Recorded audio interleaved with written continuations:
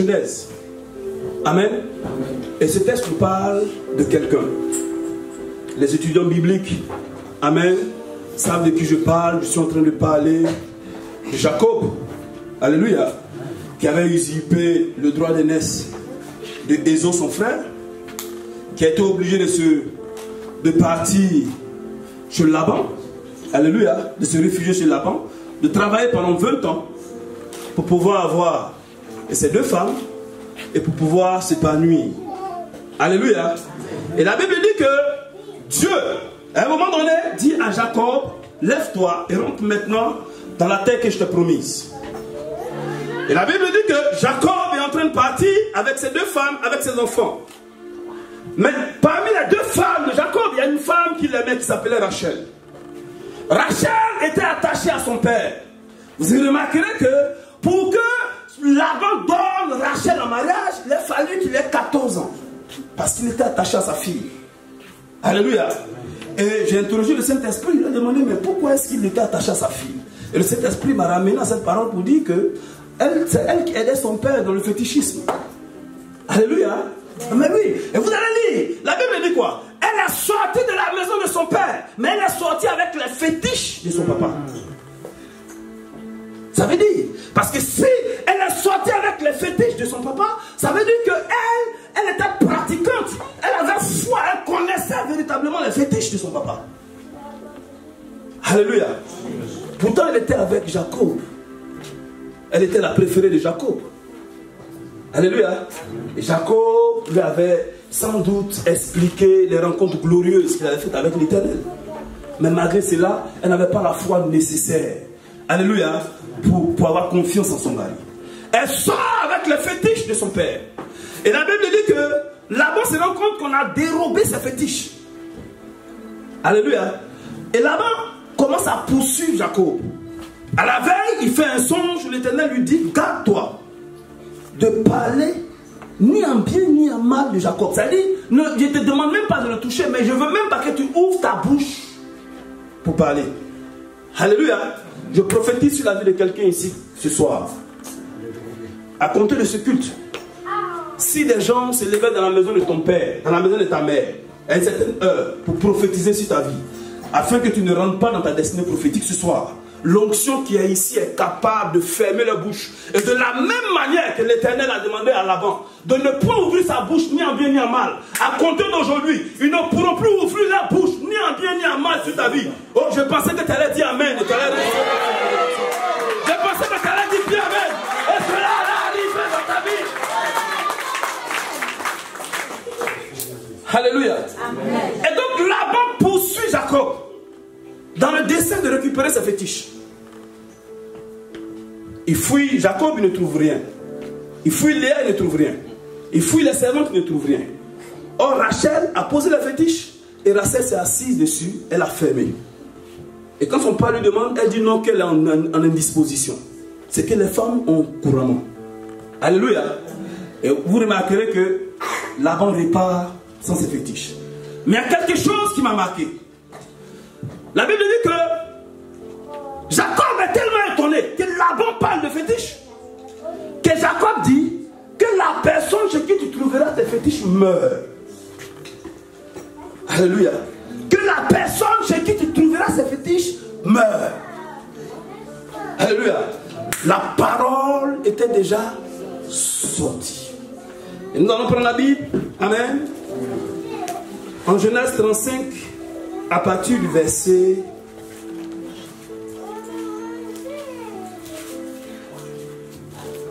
17. Je vais lire. Et il arriva, comme son âme s'en allait, qu'elle appela le nom de son fils Ben-Oni. Et son père l'appela Benjamin. Rachel mourut et elle fut enterrée au chemin d'Ephrata, qui est Bethléem. Alléluia. Vous voyez, il avait libéré une parole. Lorsque cette parole est sortie, Amen, il ne savait pas que c'était sa femme, sa bien-aimée qu'il aimait. Et ils sont allés à la terre promise, à Shichem. Et ses fils, Simeon et Lévi, Amen, dans leur colère parce que leur soeur a été violée, ils ont fait tuer tous les hommes. Donc ils ont été obligés de fuir. Et en fuyant, elle était enceinte, elle passe son travail et elle est morte. Alléluia. Je souhaiterais vous parler ce soir des malédictions et comment les briser. Je disais tantôt que beaucoup disent, je suis chrétien. Alléluia. Mais beaucoup ne savent pas que ta chrétienté ne t'amène pas à fuir les malédictions de la maison de ton père. Tu peux être chrétien et les malédictions peuvent commencer à continuer d'agir dans ta vie. Jacob rencontrait Dieu, parlait avec Dieu. Alléluia. Mais ça n'a pas empêché Rachel de mourir parce que la malédiction était sur la vie de Rachel. Tant bien même elle était à côté d'un moins, elle est morte. C'était sa préférée. On peut être chrétien, marcher avec Dieu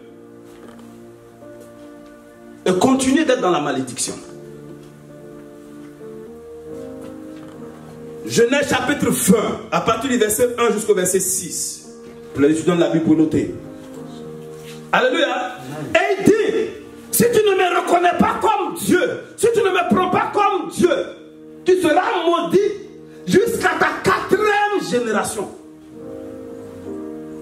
C'est pour ça la question que je te pose ce soir.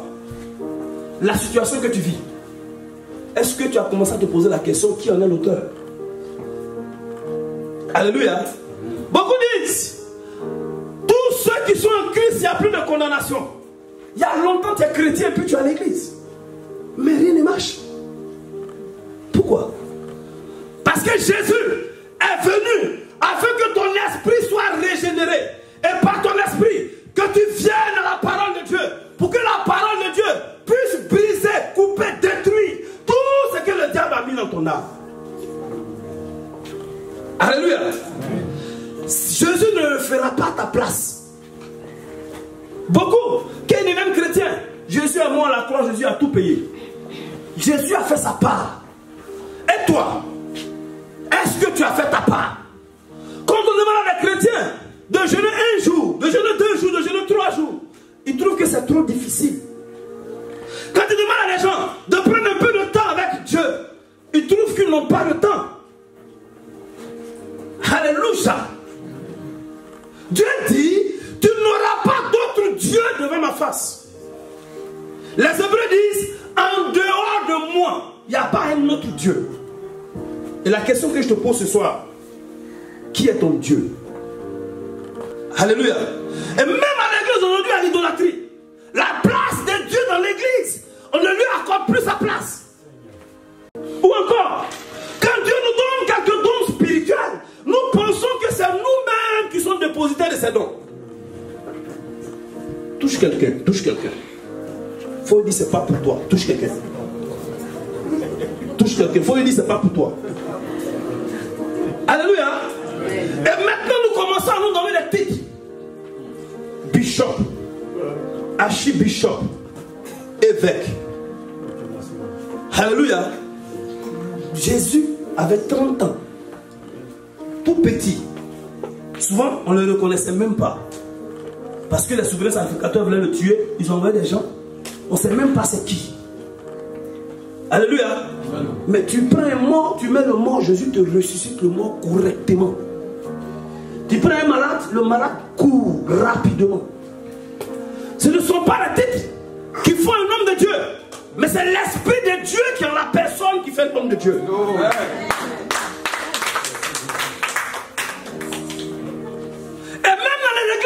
Aujourd'hui, à la malédiction. Chez nous, j'ai l'habitude de dire, quand quelqu'un est maudit, tu ne te promènes pas à la personne. Parce que de la même manière, la bénédiction contamine, la malédiction aussi contamine. Alléluia. Et lisez la Bible. Ah oui. Jonathan, il sait que c'est David qui va devenir roi. Jusqu'à il prend son habit, il prend sa ceinture, il lui donne. Mais Jonathan ne peut pas quitter son papa Saül. Quand vous lisez la Bible, sur la montagne de Gilboa, ils sont morts les deux. Oui, c'est pourquoi dans le monde spirituel, il n'y a pas de sentiments. Si quelqu'un maudit, Tu le laisses. Beaucoup dans les églises.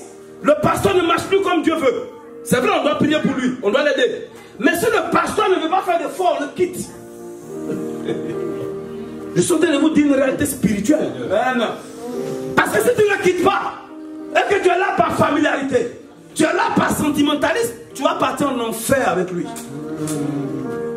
Oui, ça fait 10 ans ensemble. Ça n'a pas fait de 10 ans dedans. Ce qui nous réunit ce soir, c'est Jésus. Amen. Maintenant, si Jésus n'est plus au milieu de nous, ça devient une réunion politique ou une réunion d'affaires. Oui, si Jésus n'est pas là ce soir, on va parler de quoi? C'est une réunion politique ou un club d'association. Or là où il y a une réunion politique, il y a un club d'association, un esprit de sorcellerie aussi au milieu. Alléluia. Et vous allez voir que dans l'église, maintenant tout le monde critique, tout le monde fait comme ça. Pourquoi? Parce que l'esprit est parti. L'idolâtrie.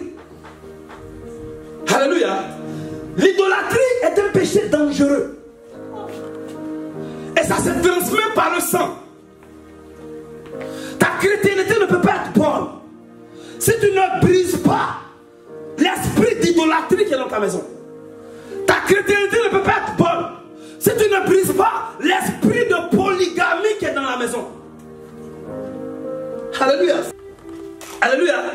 L'esprit d'impudicité a poussé David à sortir avec la femme de son soldat. Et puis, il a envoyé le soldat à la mort. C'est pourquoi tu dois aller dans la maison de ton père et de ta mère. Faire une analyse, vérifier, chercher. Est-ce que dans la famille on se marie? Est-ce que dans la famille on travaille? Est-ce que dans la famille il y a telle chose? Est-ce que dans la famille il y a déjà eu un milliardaire? Est-ce que dans la famille quelqu'un a déjà bâti une maison? Alléluia. Quand on devient chrétien, nous devons devenir aussi intelligents et sages. Le problème que nous avons au niveau de l'église, c'est que nous ne réfléchissons plus quand nous devenons chrétiens. Parce que beaucoup d'hommes pensent que être chrétien, c'est celui qui ne doit plus réfléchir.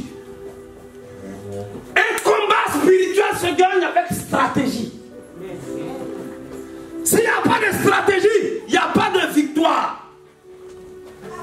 Alléluia.